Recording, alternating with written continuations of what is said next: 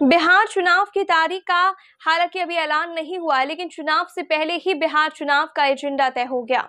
India गठबंधन की पार्टियां कांग्रेस और आरजेडी मतदाता सूचियों के विशेष गहन पुनर्निरीक्षण और लोकसभा चुनाव में धांधली का आरोप लगाते हुए चुनाव आयोग और भाजपा पर वोट चोरी का आरोप लगा रही है।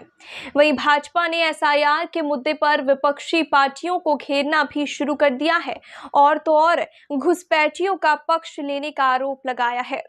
सोनिया गांधी से लेकर के राहुल गांधी और अभिषेक बनर्जी के चुनाव केंद्र और मतदाता सूची में नाम शामिल करने के लिए धांधली का आरोप लगाया गया है।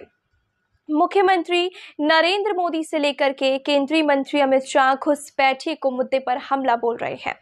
राहुल गांधी और कांग्रेस पार्टी हरियाणा और मध्य प्रदेश के चुनाव के बाद से ही चुनाव आयोग पर धांधली का आरोप लगा रहे हैं और बीजेपी के साथ 60 गांठ का चुनाव के नतीजे में हेराफेरी का आरोप लगा रहे हैं। कांग्रेस ने पार्टी ने हरियाणा और मध्य प्रदेश चुनाव में ईवीएम में छेड़छाड़ के आरोप लगाए थे। महाराष्ट्र विधानसभा चुनाव में कांग्रेस ने चुनाव आयोग पर भाजपा पर मैच फिक्सिंग का आरोप लगाया और चुनाव आयोग पर हमला बोला है। वहीं बिहार में एसआईआर के ऐलान के साथ ही इंडिया गठबंधन की पार्टियों ने संयुक्त रूप से इसका विरोध किया और इसके खिलाफ इंडिया गठबंधन के 300 सांसदों ने संसद से लेकर के चुनाव आयोग तक मार्च किया। इस बीच ही राहुल गांधी ने प्रेस कॉन्फ्रेंस कर कर्नाटक के महादेवपुरा लोकसभा केंद्र में 1 लाख मतदाताओं के फर्जीवाड़े का आरोप लगाया और चुनाव आयोग पर भी गंभीर से गंभीर आरोप लगाए हैं। पहली बार चुनाव आयोग पर वोट चोरी का आरोप लगाया गया। चुनाव आयोग ने इस पर तीखी प्रतिक्रिया दी और राहुल गांधी को भी नोटिस भेजा है, लेकिन वोट चोरी अब विपक्ष का मुद्दा बन चुका है। विपक्ष ने नेता तेजस्वी यादव ने भाजपा नेताओं पर अपने राजनीतिक एजेंडे के तहत झूठ और निराधार दावे फैलाने का आरोप लगाया है।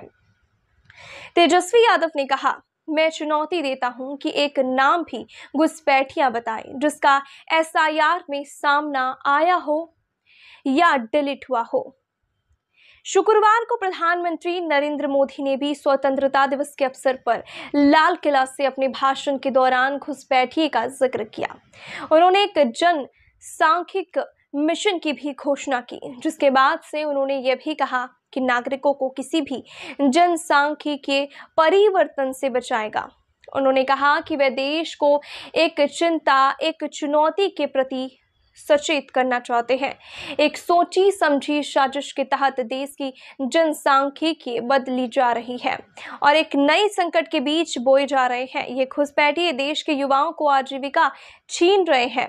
वे बहनों और बेटियों को निशाना बना रहे हैं। वे आदिवासियों को गुमराह कर रहे हैं और उनकी जमीनें हड़प रहे हैं। इसे बर्दाश्त नहीं किया जाएगा।